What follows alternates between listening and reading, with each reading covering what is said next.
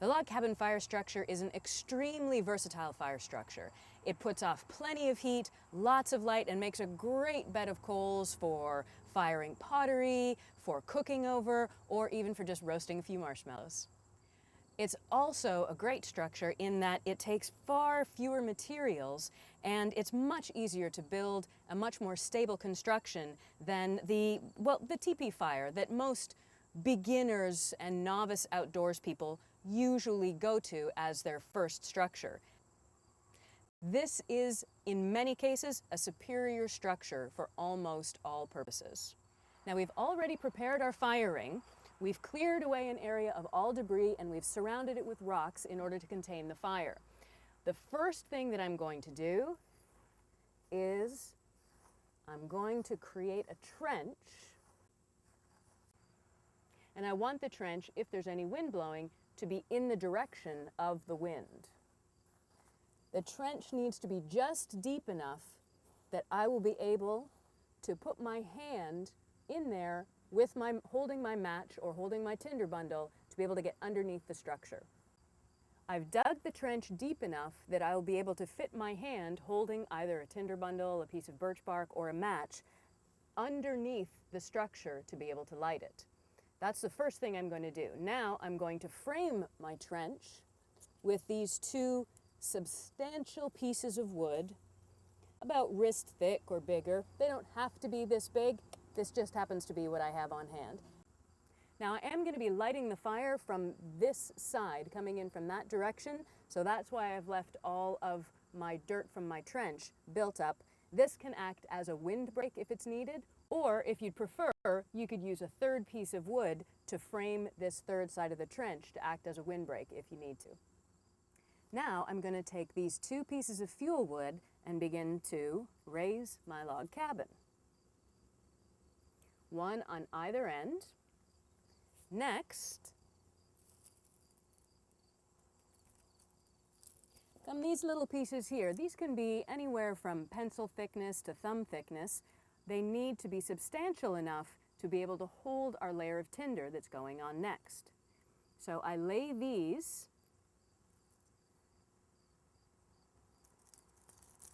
in between my two pieces of fuel wood as a sort of a raft.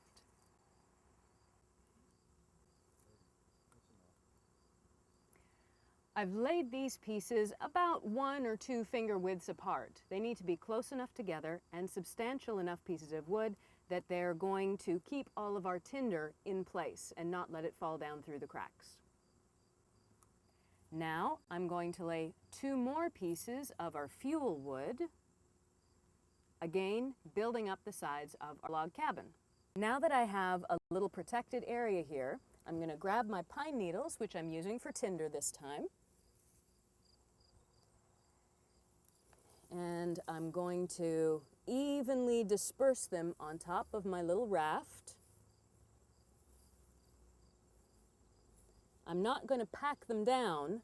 I want my tinder to be nice and light and airy so that I get lots of good airflow. Remember, the fire triangle includes heat, fuel, and oxygen. We need to be able to allow enough oxygen into our tinder. Now I have 2 more pieces of fuel wood, and again, building up my log cabin structure, each time placing the fuel wood the opposite direction as the previous layer. Now we're going to lay another layer of our support sticks, running the same direction as the last pieces of fuel wood we just put on. Once again, we're going to have these just about a finger width or 2 apart, because these are what we're going to use to support our next layer of sticks. Our next layer of sticks, which are going to be about matchstick diameter. Once again, as I lay in my next larger size, I want to make sure that I have plenty of space for airflow. So I'm going to lay 1 layer in the opposite direction of my support sticks. And then I'm going to sprinkle another layer in the direction of my fuel sticks. This is going to allow for plenty of airflow, which is an important feature of the log cabin fire. All of this tinder and this kindling is going to give me a good hot core to my fire. Now, I'm going to add my last 2 pieces of fuel wood, once again, opposite direction to the last ones that I laid, building up my log cabin, making sure everything stays tucked in. Next, we're going to take a few of these larger kindling pieces and we're going to lay them in between our last 2 fuel sticks. I'm going to break these down to make sure that they fit in between and not lay on top of my fuel sticks.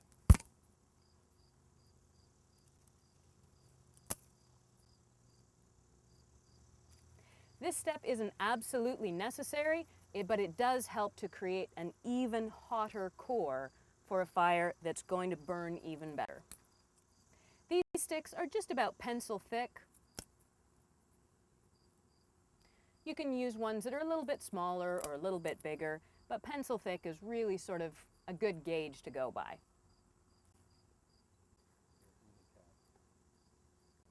Think of these as sort of the rafters of your log cabin, because now we're going to put on the roof. We want to make sure that we have a good structure for our roof, and we're going to do it in sort of a checkerboard fashion.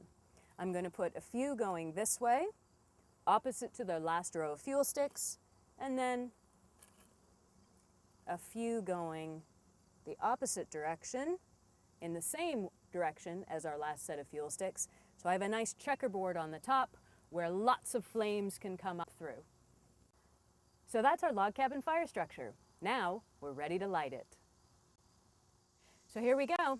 Today I'm going to be using a match to light my fire. You could also use a tinder bundle. I could use this match to light a piece of birch bark or something else to slide underneath.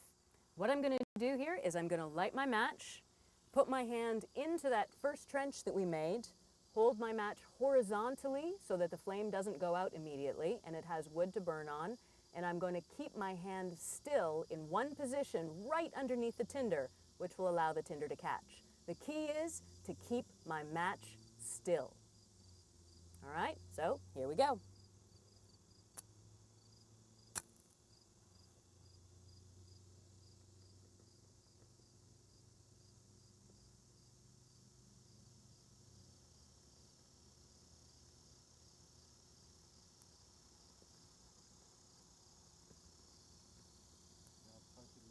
Now I'm going to drop my match down in there and just let it continue to burn.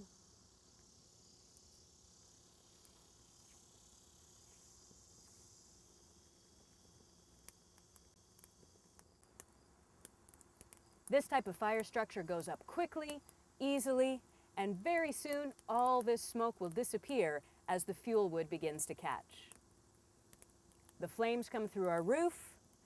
The heat is really amazing right from the start.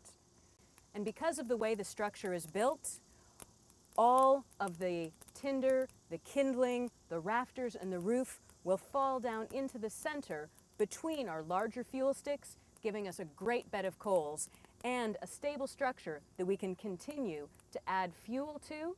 In that log cabin style, they will continue to give us lots of air and keep a great, really low smoke fire with lots of heat, lots of light, and a great campfire.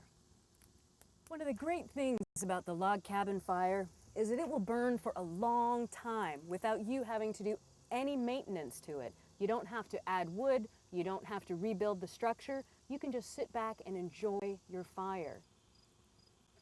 This fire will burn for 10, 15, 20 minutes, even up to half an hour without you having to add any fuel wood or make any adjustments to the structure at all. Try doing that with a teepee fire. Once your structure finally starts to collapse in on itself to create that beautiful bed of coals, if you still want it to burn longer, just take a couple more pieces of fuel wood and lay them on top to continue that same log cabin structure.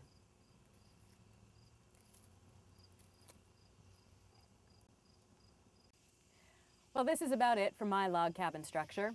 I'm just going to add one more piece of fuel wood to balance out the structure. Now I'm just going to let it all collapse down into coals and be ready with my marshmallows.